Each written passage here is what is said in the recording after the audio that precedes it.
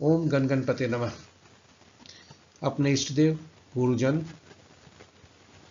अपने मित्रजन और शुभेच्छुओं को नमन करते हुए वरुण एस्ट्रो सेंटर पे आपका स्वागत है। हम दैनिक पंचांग लेकर आए हैं। इसकी प्रस्तुति हम बराबर करते आए हैं पिछले दिनों से, और आपके सुझाव के अनुसार इसमें कुछ न कुछ बराबर नयापन ला रहे हैं और पंचांग को बेहतर प्रस्तुति करने के लिए हम कृत संकल्प हैं। तो चलिए, पंचांग में क्या क्या आज की प्रस्तुति है यह आपके से परिचय करा दें। तो सबसे पहले पंचांग के पांचों अंग जो होते हैं उनके बारे में पहली प्रस्तुति होगी है। दूसरी प्रस्तुति मुहूर्त, शुभ और अशुभ मुहूर्त से संबंधित है।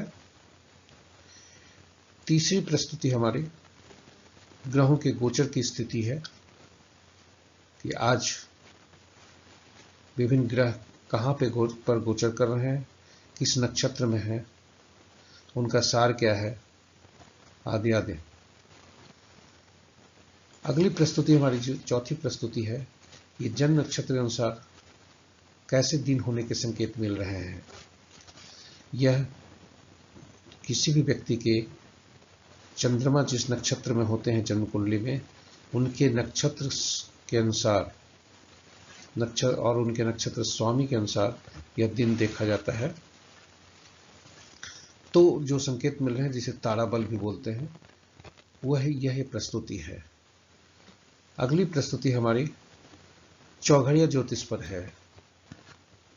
जो पिछले 4 अंग प्रस्तुति को से संबंध रखते हैं या जो इनकी जानकारी है कि आज का दिन कैसा होगा, हमारे लिए कैसा दिन है, उनके लिए भी सूक्ष्म चौघड़िया किसी समय को करने के लिए कौन सा चौघड़िया उपयुक्त होगा, कौन सा काल उपयुक्त होगा, कौन सा अवधि उपयुक्त होगी, ये सारी चीज चौघड़िया ज्योतिष के अंतर्गत है। किंतु चौघड़िया ज्योतिष उसके लिए भी उपयोगी है जिनके पास अपना जन्म विवरण नहीं है, जन्म नक्षत्र नहीं है, तो वे नहीं देख सकते कि मेरा जन्म नक्षत्र कौन सा है, जन्म कुंडली नहीं बना है, तो ऐसी स्थिति में भी चौघड़िया ज्योतिष उपयोगी होता है। तो अगली प्रस्तुति जो नई प्रस्तुति है वह भी लेकर के आपके सुझाव के अनुसार आए हैं कि अंक शास्त्र क्या संकेत कर रहे हैं आज के दिन के बारे में। यह आपके मूलांक से संबंधित है, जो कि जन्म तारीख के अंकों को जोड़कर एकल अंक बनाकर 1 से 9 तक ताकि आए, उसके अनुसार कैसे दिन रहने के संकेत हैं। तो ये हमारी प्रस्तुति है।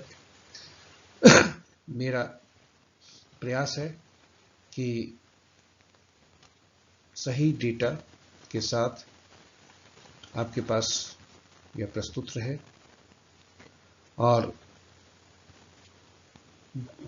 बराबर प्रयास रह रहा है कि इसमें कुछ नयापन रहे और आपका सुझाव इसमें बहुत कारगर होता है, बहुत काम कर रहा है। हम आपके सुझाव बराबर मिल रहे हैं, इसके लिए हम आपके आभारी हैं। आप हमारे वीडियो को सुन रहे हैं, यह भी हमारे लिए गर्व की बात है और इसलिए आपसे मेरा मनोबल बढ़ रहा है और इसके कारण हम कुछ नया छोटा छोटा वीडियो लाने का प्रयास कर रहे हैं जो आपके लिए और उपयोगी हो सकता है। तो अंत में मैं यही कहता हूँ कि आपका मेरा वीडियो आपको मिलते रहे, इसके लिए आप सब्सक्राइब बटन दबाना न भूलें। ये आपके मित्रजन, परिजन और शुभेच्छु इनका लाभ से वो भी लाभान्वित हो सके इस प्रस्तुति से, इसके लिए उन्हें शेयर भी करें YouTube के लिंक को, और हमारे YouTube को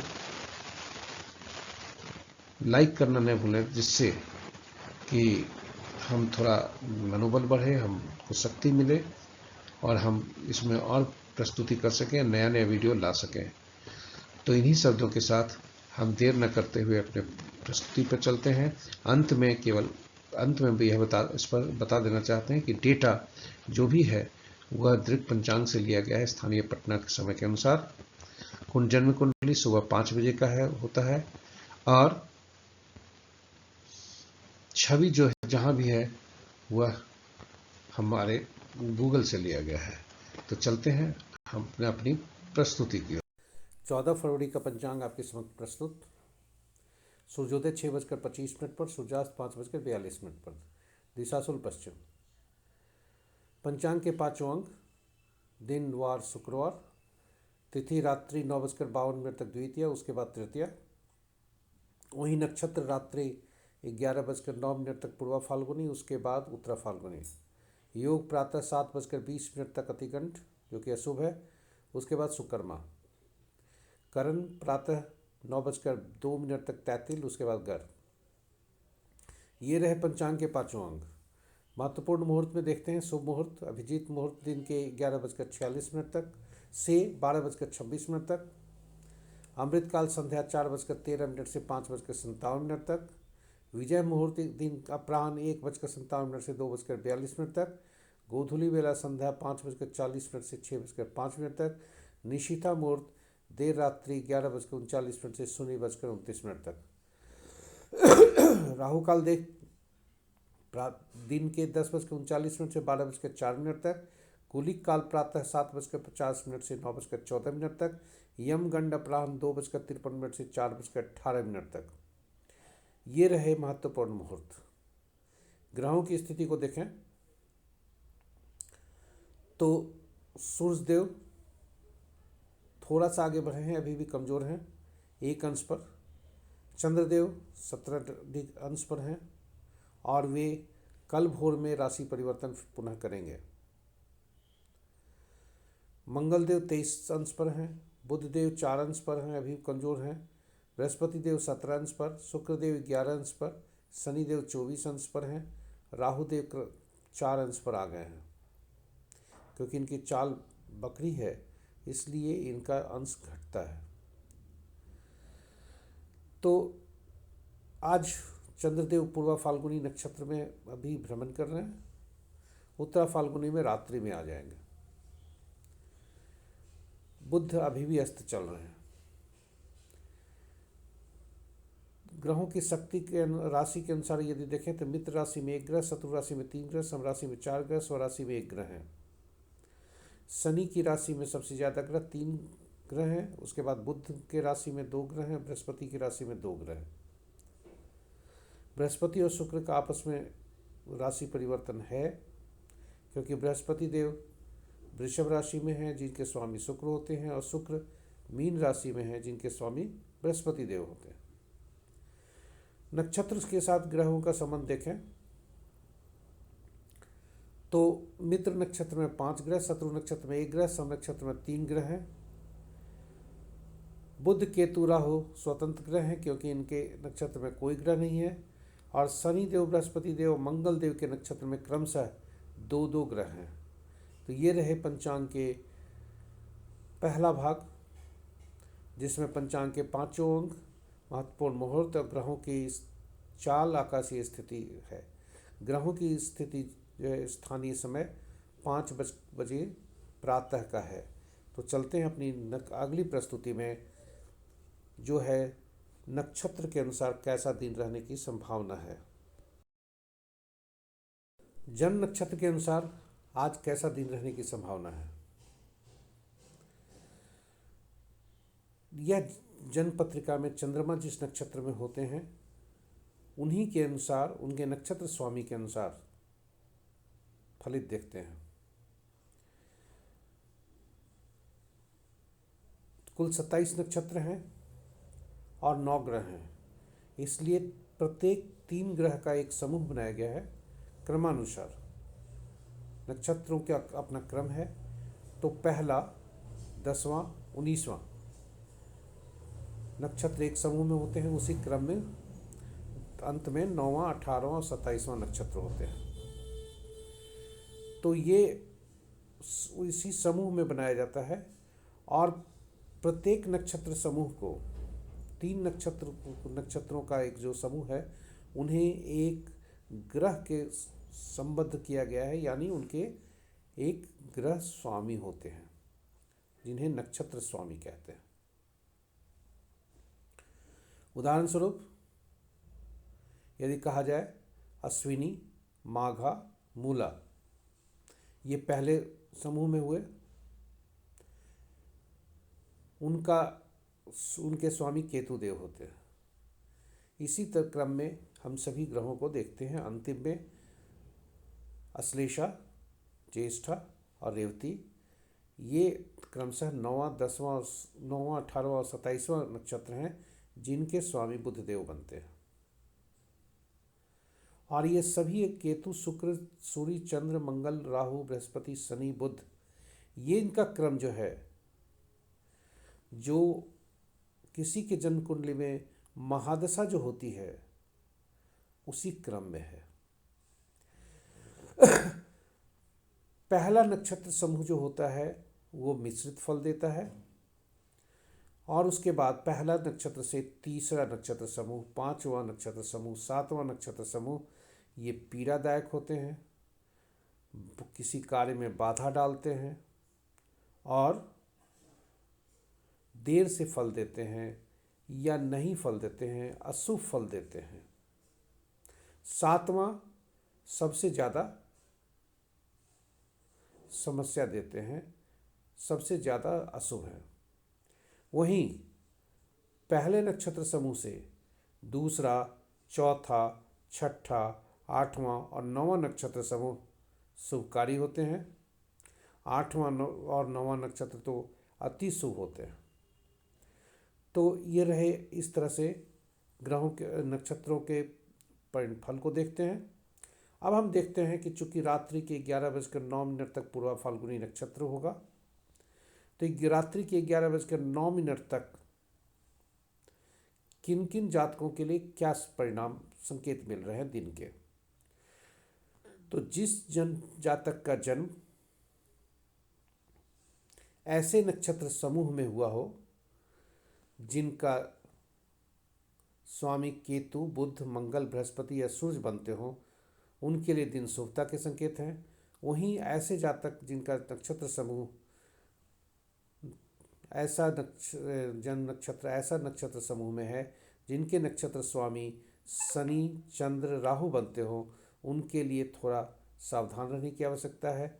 बाधा आ सकती है, पीड़ा हो सकती है, कार्य में व्यवधान हो सकता है, असंतोष हो सकता है, आदि आदि।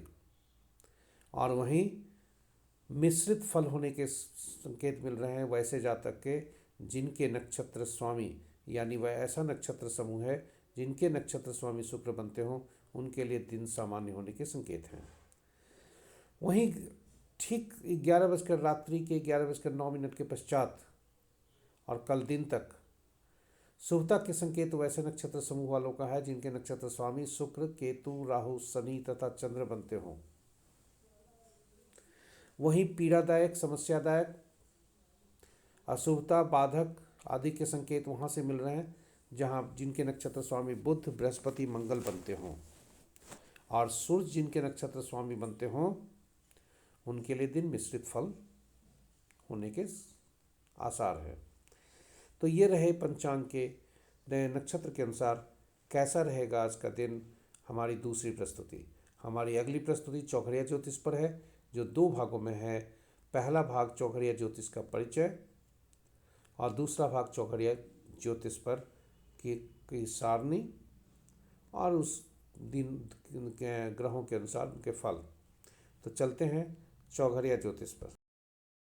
हमारी अगली प्रस्तुति चौघड़िया मुहूर्त पर है। चौघड़िया ज्योतिष जिसे कहा जाता है, ये एक प्रकार का मुहूर्त है जो कि दिन और रात्रि में शुभ और अशुभ समय दिखाता है। चौघड़िया को विभिन्न भागों में बांटा गया है: उद्वेग, चर, लाभ, अमृत, काल, शुभ और रोग। ये 7 चौघड़िया हुआ करते हैं। किंतु हर दिन में आप देखेंगे कि 8 चौघड़िया होता है, क्योंकि जो दिन होता है, जो दिन, उदाहरण के लिए कल शनिवार है तो कल शुक्रवार है तो शुक्रवार का चौघड़िया चर चौघड़िया से आरंभ होगा दिन, और चर चौघड़िया से ही समाप्त होगा। चौघड़िया का उपयोग कहाँ किया जाता है? तो हर कार्य करने के लिए अलग अलग ग्रह से संबंध होता है और हर दिन के स्वामी, 7 दिन के स्वामी 7 ग्रह हैं और हर चौघड़िया उन ग्रहों से संबंध रखते हैं, उन दिन से। स्वाभाविक है कि दिन से जब होगा तो दिन के स्वामी से भी होगा। जैसे सूर्यदेव रविवार के हैं, उद्वेग चौघड़िया इनके अधीन है। आमतौर पर यह शुभ है, लेकिन सरकारी कार्य, चूंकि सूर्यदेव सरकार है, ग्रहों के राजा हैं, इसलिए सरकारी कार्य के लिए यह बहुत ही उपयोगी साबित होता है। चर चौघड़िया शुक्रदेव के अधीन और यह शुभ है, किंतु नाम चर है इसलिए यात्रा के लिए यह सबसे ज्यादा उपयुक्त है। वहीं बुधदेव लाभ चौघड़िया हैं। बुधदेव ज्ञान के कारक हैं, बुधदेव व्यापार के कारक हैं, इसलिए शुभ और लाभदायक है।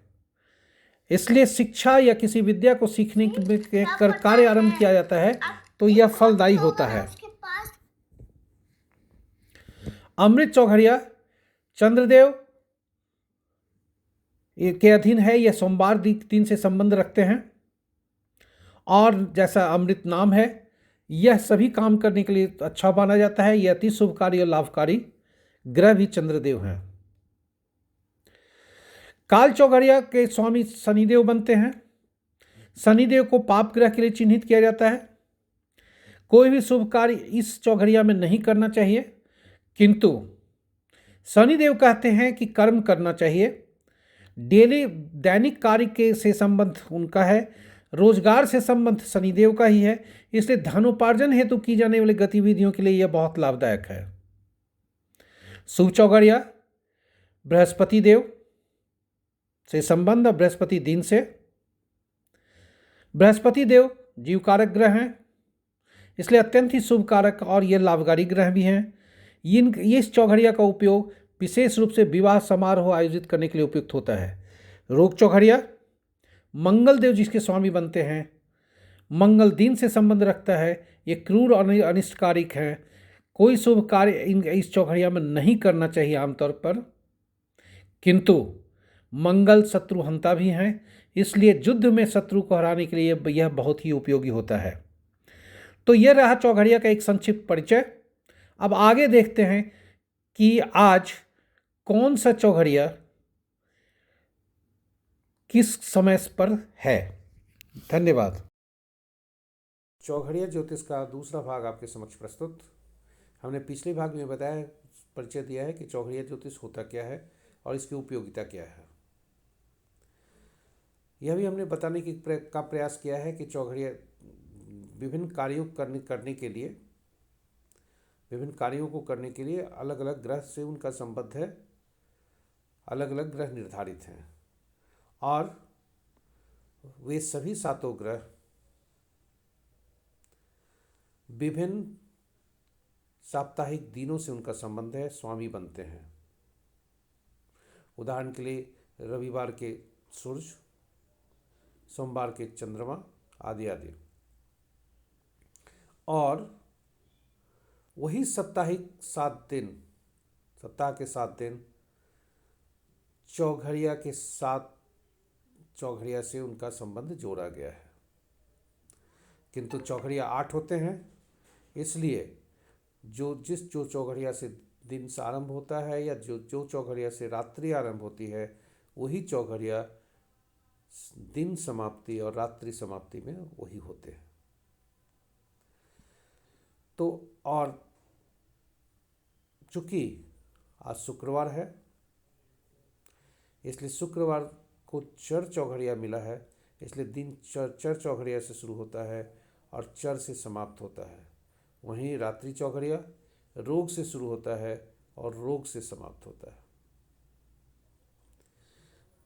तो आज का चौघड़िया जो हम देखते हैं कि 6:25 पर चर है, उसके बाद लाभ है, फिर अमृत है, काल हानि है, काल है, शुभ है, रोग है, उद्वेग है, फिर चर है।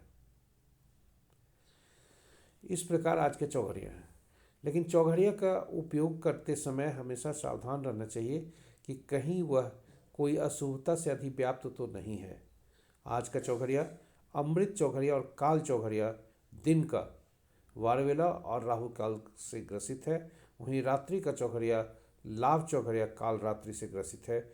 इसका उपयोग नहीं करना चाहिए, क्योंकि इसका उपयोग करने से शुभता की जगह जो शुभ फल है उसमें कमी तो होती ही है। अगर अशुभ के काल है, अशुभ चौघड़िया है, तो अशुभता ज़्यादा बढ़ती है।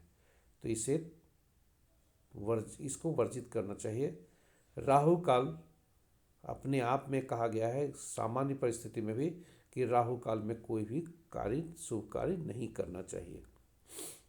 तो ये रहा चौघड़िया ज्योतिष के बारे में विस्तृत प्रस्तुति। हमारी अगली प्रस्तुति लोगों के सुझाव और मांग पर अंक शास्त्र के अनुसार कैसा रहेगा आज का दिन।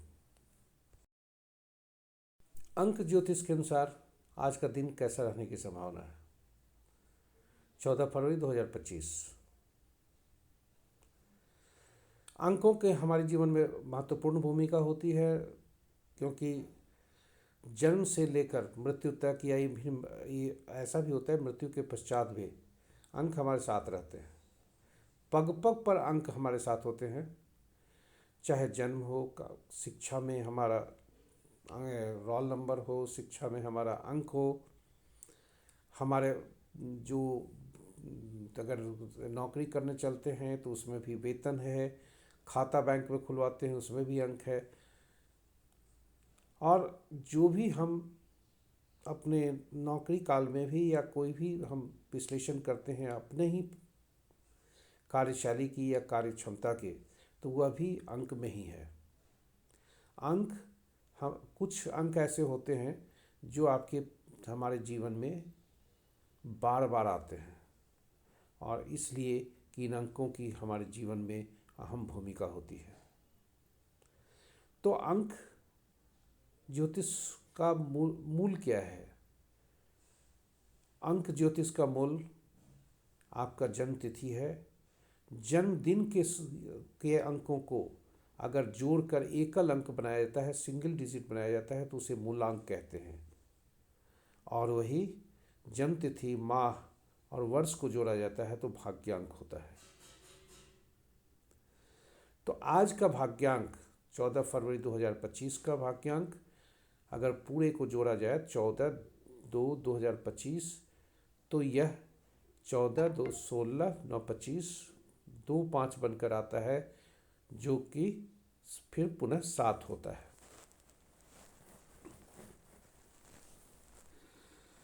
तो इस प्रकार हम इसके फल को देखते हैं।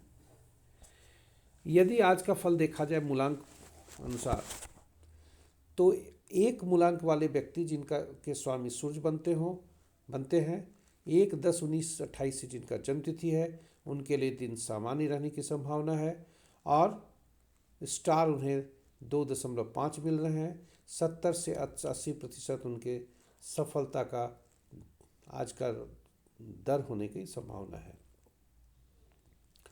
वहीं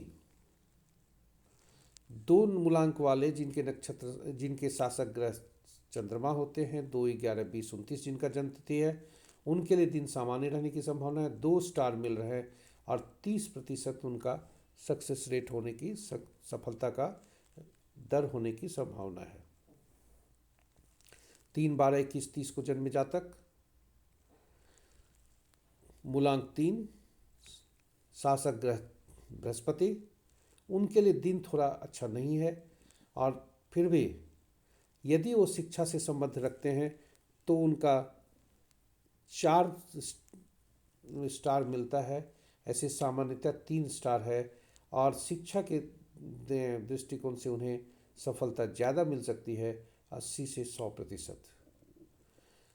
4 मूलांक वाले आपका जन्म 4/13/22/31 को हुआ है। राहु आपके शासक ग्रह हैं, दिन उत्तम के संकेत मिल रहे हैं, 4 स्टार भी मिल रहा है, और सफलता 90 से 100% होने की उम्मीद है। 5 मूलांक वाले बुधदेव आपके शासक ग्रह, आपका जन्म तिथि 5/14/23, दिन सामान्य होने की संभावना है। और स्टार जो मिल रहे हैं आज के 3 मिल रहे हैं, 80 से 90% सफलता का प्रतिशत होने की संभावना है। शुक्र देव जिनके शासक ग्रह होते हैं वे मूलांक 6 वाले होते हैं। उनका जन्म तिथि 6/15/24 को होता है। दिन उत्तम के संकेत मिल रहे हैं। वहाँ 3.5 स्टार मिल रहे हैं और 80 से 90% उनका सफलता की संभावना है। केतु देव शासक बनते हैं जिनका जन्म तिथि 7/16/25 को होता है, मूलांक 7 होता है। उनके लिए दिन सामान्य तो जरूर हैं, लेकिन स्टार एक ही मिल रहा है। फिर भी चूँकि केतु देव हैं, 80 से 100% आपका सक्सेस रेट होने की संभावना है।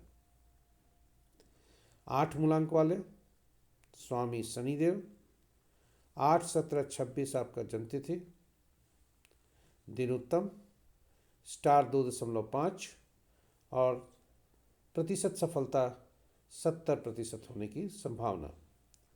9 मूलांक वाले मंगल देव आपके स्वामी, 9/18/27 आपका जन्म तिथि, थोड़ा सावधान रहने की जरूरत है। 2 स्टार मिल रहे हैं और सफलता का रेट 30% ही होने की संभावना है। तो ये रहे आज की अंतिम प्रस्तुति। आशा करते हैं कि यह उपयोगी आपके लिए तो होगा। आपसे अनुरोध है कि यदि आप पहली बार देख रहे हैं तो हमारे YouTube चैनल को सब्सक्राइब जरूर करें और नोटिफिकेशन बटन को दबाएं, ताकि आपको हमारी हर प्रस्तुति, हर पोस्ट आप तक पहुंच सके और आप लाभान्वित हो सकें।